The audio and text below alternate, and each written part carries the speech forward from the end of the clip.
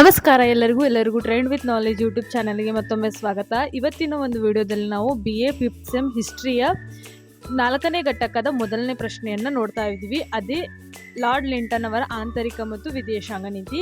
ಈ ಪ್ರಶ್ನೆಯನ್ನು ಈ ರೀತಿ ಕೇಳ್ಬೋದು: ಲಾರ್ಡ್ ಲಿಂಟನ್ ಅವರ ಆಂತರಿಕ ಮತ್ತು ವಿದೇಶಾಂಗ ನೀತಿಯನ್ನು ವಿವರಿಸಿ ಅಂತಲೂ ಕೇಳ್ಬೋದು, ಅಥವಾ 5 ಮಾರ್ಕ್ಸಿಗೆ ಆಂತರಿಕ ನೀತಿ ಅಥವಾ ವಿದೇಶಾಂಗ ನೀತಿಯನ್ನು ಎರಡರಲ್ಲಿ ಯಾವುದಾದ್ರೂ ಕೊಟ್ಟು ವಿವರಿಸಿ ಅಂತಲೂ ಕೂಡ ಹೇಳ್ಬೋದು. ಈ ಎರಡೂ ಪ್ರಶ್ನೆಗಳಿಗೆ ಸೂಕ್ತವಾದಂಥ ಉತ್ತರವನ್ನು ನಾನು ಈ ಒಂದು ವಿಡಿಯೋದಲ್ಲಿ ತಿಳಿಸ್ಕೊಡ್ತಿದ್ದೀನಿ. ವಿಡಿಯೋ ಇಷ್ಟ ಆದರೆ ಲೈಕ್, ಶೇರ್, ಕಮೆಂಟ್ ಮಾಡಿ, ಮತ್ತು ಇನ್ನೂ ಯಾರು ಚಾನಲ್ನ ಸಬ್ಸ್ಕ್ರೈಬ್ ಮಾಡಿದ್ರು ಹೋಗಿ ಸಬ್ಸ್ಕ್ರೈಬ್ ಮಾಡ್ಕೊಳ್ಳಿ ಅಂತ ಹೇಳ್ತಾ ಬನ್ನಿ ಹಾಗಿದ್ರೆ ವಿಡಿಯೋನ ಶುರು ಮಾಡೋಣ.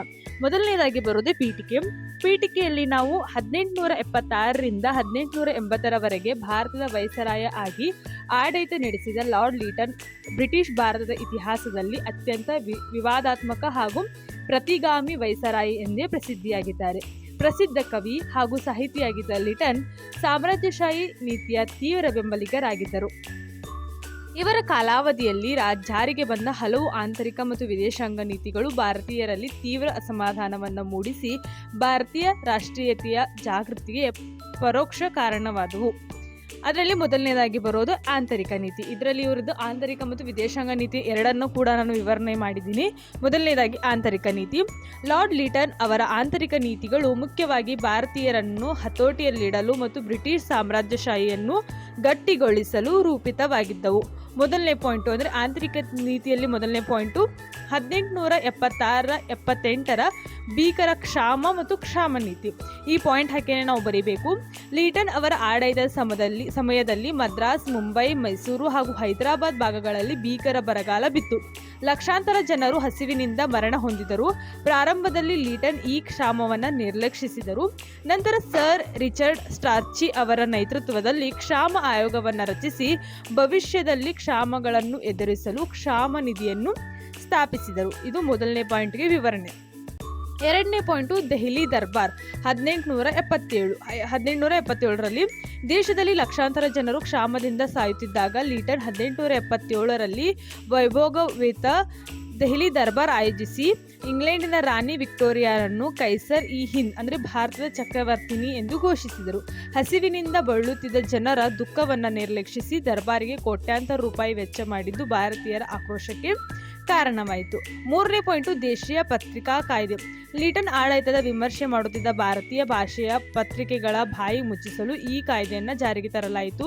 ಈ ಕಾಯ್ದೆಯ ಪ್ರಕಾರ ಸರ್ಕಾರದ ವಿರುದ್ಧ ಲೇಖನ ಪ್ರಕಟಿಸುವ ಸ್ಥಳೀಯ ಪತ್ರಿಕೆಗಳ ಆಸ್ತಿಯನ್ನು ಮೊಟಕುಗೋಲು ಹಾಕಿಕೊಳ್ಳುವ ಅಧಿಕಾರ ಜಿಲ್ಲಾಧಿಕಾರಿಗಳಿಗಿತ್ತು. ಇದು ಇಂಗ್ಲಿಷ್ ಪತ್ರಿಕೆಗಳಿಗೆ ಅನ್ವಯಿಸುತ್ತಿರಲಿಲ್ಲ.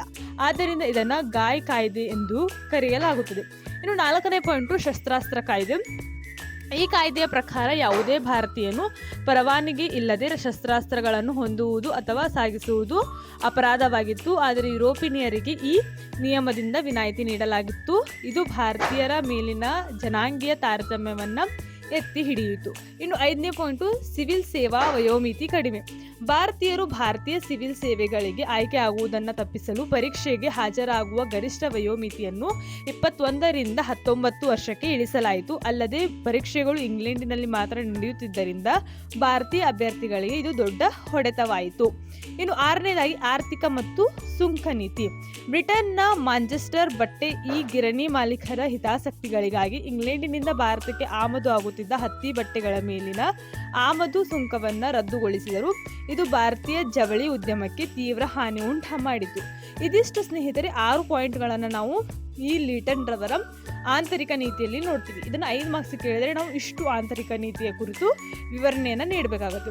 ಇನ್ನು 2ನೇದಾಗಿ ವಿದೇಶಾಂಗ ನೀತಿ. ಲಾರ್ಡ್ ಲಿಂಟನ್ ಅವರ ವಿದೇಶಾಂಗ ನೀತಿಯು ಮುಖ್ಯವಾಗಿ ಅಫ್ಘಾನಿಸ್ತಾನ ಮೇಲಿನ ನಿಯಂತ್ರಣದ ಮತ್ತು ರಷ್ಯಾದ ಸವಾಲುಗಳನ್ನು ಎದುರಿಸುವುದಕ್ಕೆ ಸಂಬಂಧಿಸಿತ್ತು. ಮೊದಲನೇದು ಆಕ್ರಮಣಕಾರಿ ನೀತಿ. ಲಿಂಟನ್ ವಿದೇಶಾಂಗ ವ್ಯವಹಾರಗಳಲ್ಲಿ ಸಾಮ್ರಾಜ್ಯಶಾಹಿ ಮತ್ತು ಆಕ್ರಮಣಕಾರಿ ನೀತಿಯನ್ನು ಅನುಸರಿಸಿದರು. ರಷ್ಯಾ ಮಧ್ಯ ಏಷ್ಯಾದಲ್ಲಿ ತನ್ನ ಪ್ರಭಾವವನ್ನು ವಿಸ್ತರಿಸುತ್ತಾ ಅಫ್ಘಾನಿಸ್ತಾನ್ ಗಡಿಯಲ್ಲಿ ಗಡಿಯ ಸಮೀಪಕ್ಕೆ ಬರುತ್ತಿದ್ದು ಬ್ರಿಟಿಷರಿಗೆ ಭೀತಿಯನ್ನು ಹುಟ್ಟಿಸಿತು. ಅಫ್ಘಾನಿಸ್ತಾನವನ್ನು ಬ್ರಿಟಿಷ್ ನಿಯಂತ್ರಣಕ್ಕೆ ತರಲು ಲಿಟನ್ ನಿರ್ಧರಿಸಿದರು. ಇನ್ನು ಎರಡನೇ ಅಫ್ಘಾನ್ ಯುದ್ಧ, ಇದು ಎರಡನೇ ಪಾಯಿಂಟು. ಅಫ್ಘಾನಿಸ್ತಾನದ ಎಮೀರ್ ಶೇರ್ ಅಲಿ ರಷ್ಯಾದ ರಾಯಭಾರಿಯನ್ನು ಸ್ವೀಕರಿಸಿ ಬ್ರಿಟಿಷ್ ರಾಯಭಾರಿಯನ್ನು ತನ್ನ ದೇಶದಲ್ಲಿ ಸೇರಿಸಿಕೊಳ್ಳಲು ನಿರಾಕರಿಸಿದನು. ಇದು ನೆನಪಾಗಿಟ್ಟುಕೊಂಡು ಲಿಟನ್ ಅಫ್ಘಾನಿಸ್ತಾನದ ಮೇಲೆ ಯುದ್ಧ ಸಾರಿದರು. ಬ್ರಿಟಿಷ್ ಸೈನ್ಯ ಕಾಬೂಲ್ ಅನ್ನು ವಶಪಡಿಸಿಕೊಂಡಿತು. ಇನ್ನು ಮೂರನೇ ಪಾಯಿಂಟು ಗನ್ಮಕ್ ಒಪ್ಪಂದ. ಯುದ್ಧದ ನಂತರ ಶೇರ್ ಅಲಿ ದೇಶ ತ್ಯಾಗ ಮಾಡಿದನು. ಆತನ ಮಗ ಯಾಕೂಬ್ ಖಾನ್ ಜೊತೆ ಬ್ರಿಟಿಷರು ಗನ್ಮಕ್ ಒಪ್ಪಂದವನ್ನು ಮಾಡಿಕೊಂಡರು. ಇದರ ಪ್ರಕಾರ ಅಫ್ಘಾನಿಸ್ತಾನ ತನ್ನ ವಿದೇಶಾಂಗ ನೀತಿಯನ್ನು ಬ್ರಿಟಿಷರ ನಿಯಂತ್ರಣಕ್ಕೆ ಒಪ್ಪಿಸಿತು. ಕಾಬೂಲ್ನಲ್ಲಿ ಬ್ರಿಟಿಷ್ ರಾಯಭಾರಿಯನ್ನ ನೇಮಿಸಲಾಯಿತು. ಪ್ರತಿಯಾಗಿ ಬ್ರಿಟಿಷರು ಅಫ್ಘಾನಿಸ್ತಾನಕ್ಕೆ ಬಾಹ್ಯ ಆಕ್ರಮಣಗಳಿಂದ ರಕ್ಷಣೆ ನೀಡಲು ಒಪ್ಪಿಕೊಂಡರು. ಇನ್ನು ಲಾಸ್ಟ್ ಪಾಯಿಂಟ್, ಇದು ನಾಲ್ಕನೇ ಪಾಯಿಂಟ್, ಯುದ್ಧದ ವಿಫಲತೆ ಮತ್ತು ಹಿನ್ನಡೆ. ಗನ್ಮಕ್ ಒಪ್ಪಂದದ ಶಾಶ್ವತವಾಗಿರಲಿಲ್ಲ. ಕೆಲವೇ ತಿಂಗಳುಗಳಲ್ಲಿ ಅಫ್ಘಾನರು ದಂಗೆ ಎದ್ದು ಕಾಬೂಲ್ನಲ್ಲಿದ್ದ ಬ್ರಿಟಿಷ್ ರಾಯಭಾರಿ ಮೇಜರ್ ಕ್ಯಾವಿಗ್ನರಿ ಹಾಗೂ ಆತನ ಸಿಬ್ಬಂದಿಗಳನ್ನು ಹತ್ಯೆ ಮಾಡಿದರು. ಇದರಿಂದಾಗಿ ಲಿಟನ್ ಮತ್ತೆ ಯುದ್ಧಕ್ಕೆ ಇಳಿಯಬೇಕಾಯಿತು. ಈ ಯುದ್ಧವು ಬ್ರಿಟಿಷರಿಗೆ ಅಪಾರ ಜನ ಹಾನಿ ಉಂಟು ಮಾಡಿತು ಹಾಗೂ ಲಿಟನ್ ಅವರ ವಿದೇಶಾಂಗ ನೀತಿಯು ಸಂಪೂರ್ಣವಾಗಿ ವಿಫಲವಾಯಿತು. ಸ್ನೇಹಿತರೆ, ಇದಿಷ್ಟು ಲಾರ್ಡ್ ಲಿಟನ್ ರವರಂತಹ ಆಂತರಿಕ ಮತ್ತು ವಿದೇಶಾಂಗ ನೀತಿ ಆಗಿತ್ತು. ಇನ್ನು ಕೊನೆಯದಾಗಿ ಬರುವುದು ಸಮಾರೋಪ. ಲಾರ್ಡ್ ಲಿಟನ್ ಅವರ ಆಂತರಿಕ ಮತ್ತು ವಿದೇಶಾಂಗ ನೀತಿಗಳು ಸಂಪೂರ್ಣವಾಗಿ ಬ್ರಿಟಿಷ್ ಸಾಮ್ರಾಜ್ಯಶಾಹಿ ಹಿತಾಸಕ್ತಿಯನ್ನೇ ಹೊಂದಿದ್ದವು. ಆಂತರಿಕವಾಗಿ ಪತ್ರಿಕಾ ಕಾಯ್ದೆ, ಶಸ್ತ್ರಾಸ್ತ್ರ ಕಾಯ್ದೆ ಮತ್ತು ದೆಹಲಿ ದರ್ಬಾರ್ನಂತಹ ನಿರ್ಧಾರಗಳು ಭಾರತೀಯರಲ್ಲಿ ತೀವ್ರ ಅಸಮಾಧಾನವನ್ನು ಉಂಟು ಮಾಡಿದರೆ, ವಿದೇಶಾಂಗ ನೀತಿಯಲ್ಲಿ ಅಫ್ಘಾನರು ಯುದ್ಧವು ಬ್ರಿಟಿಷ್ ಬೊಕ್ಕಸಕ್ಕೆ ಅಪಾರ ನಷ್ಟ ತಂದೊಡ್ಡಿತು. ಹೀಗಾಗಿ ಬ್ರಿಟನ್ನ ಅಂದಿನ ಪ್ರಧಾನಿ ಗ್ಲಾಡ್ಸ್ಟೋನ್ ಲಿಟನ್ ರವರನ್ನು ಹಿಂಪಡೆದು ಅವರ ಜಾಗದಲ್ಲಿ ಉದಾರವಾದಿಯಾದಂತಹ ಲಾರ್ಡ್ ರಿಪ್ಪನ್ ರವರನ್ನು ನೇಮಿಸಿತು. ಸ್ನೇಹಿತರೆ, ಇದಿಷ್ಟು ಲಾರ್ಡ್ ಲಿಟನ್ ರವರ ಕುರಿತಾದಂತಹ ಒಂದು ಸಂಪೂರ್ಣವಾದ ಮಾಹಿತಿಯಾಗಿತ್ತು. ಇದರ ಕುರಿತು ನಾನು ಸಂಪೂರ್ಣವಾಗಿ ಮಾಹಿತಿಯನ್ನು ನೀಡಿದ್ದೀನಿ ಅಂತ ಅನ್ಕೊಂಡಿದ್ದೀನಿ. ಮುಂದಿನ ಒಂದು ವಿಡಿಯೋದಲ್ಲಿ ನಾನು ಲಾರ್ಡ್ ರಿಪ್ಪನ್ ರವರ ಆಂತರಿಕ ಮತ್ತು ವಿದೇಶಾಂಗ ನೀತಿಯನ್ನು ವಿವರಿಸ್ತೀನಿ. ವಿಡಿಯೋನ ಪೂರ್ತಿಯಾಗಿ ನೋಡಿ ಮತ್ತು ಚಾನಲ್ನ ಸಬ್ಸ್ಕ್ರೈಬ್ ಮಾಡ್ಕೊಳ್ಳಿ ಅಂತ ಹೇಳ್ತಾ ಮತ್ತೆ ಮುಂದಿನ ವಿಡಿಯೋದಲ್ಲಿ ಸಿಗ್ತೀನಿ. ನಮಸ್ಕಾರ. ಮತ್ತು ನಿಮಗೆ ಯಾವ ಒಂದು ಸಬ್ಜೆಕ್ಟ್ ಮೇಲೆ ವಿಡಿಯೋಸ್ ಬೇಕು ಅನ್ನೋದನ್ನು ಕಾಮೆಂಟ್ ಮೂಲಕ ತಿಳಿಸಿ. ಮತ್ತೆ ಸಿಗ್ತೀನಿ. ನಮಸ್ಕಾರ.